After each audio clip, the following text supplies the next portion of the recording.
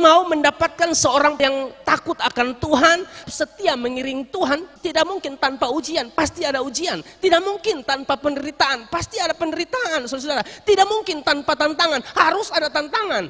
Supaya Anda keluar menjadi orang-orang yang kuat.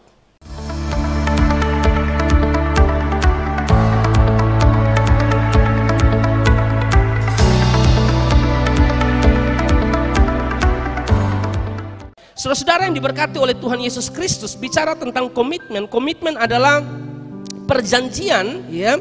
Perjanjian untuk melakukan sesuatu, itu komitmen. Perjanjian, keterikatan untuk melakukan sesuatu. Dan setiap komitmen akan diuji dengan segala macam hal yang Tuhan izinkan. Entah itu penderitaan, entah itu masalah, entah itu apa saja, lembah kekelaman yang Tuhan izinkan. Supaya Tuhan mau tahu sampai di mana komitmenmu. Tuhan, saya mau mengasihi Engkau dalam suka maupun duka. Tuhan tidak akan membiarkan kamu berada dalam situasi yang senang terus, bahagia terus. Tuhan akan izinkan kamu berada di dalam lembah kekelaman. Karena Tuhan mau lihat saudara, sampai di mana komitmen saudara.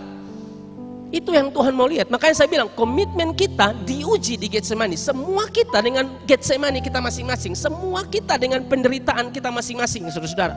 Dan Tuhan mau lihat sampai di mana komitmen kita. Kalau tidak sungguh-sungguh dengan Tuhan ya memang susah.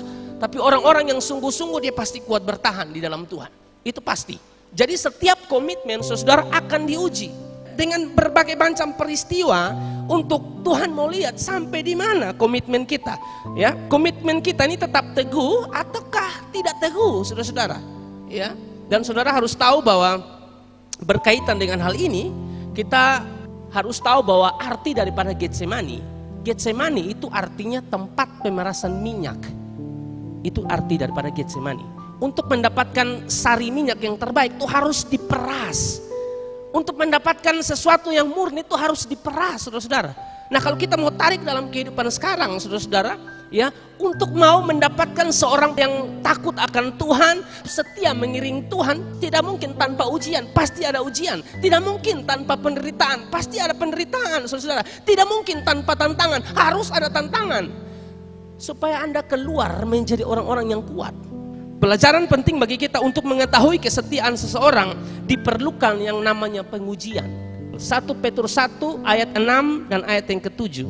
Bergembiralah akan hal itu, sekalipun sekarang ini kamu seketika harus berduka cita oleh berbagai-bagai pencobaan. Ayat 7 dikatakan, maksud semuanya itu ialah untuk membuktikan kemurnian imanmu yang jauh lebih tinggi nilainya daripada emas yang fana, yang diuji kemurniannya dengan api, sehingga kamu memperoleh puji-pujian dan kemuliaan dan kehormatan pada hari Yesus Kristus menyatakan dirinya. Maksud semuanya itu ialah untuk membuktikan kemurnian imanmu. Itu maksud dari ujian.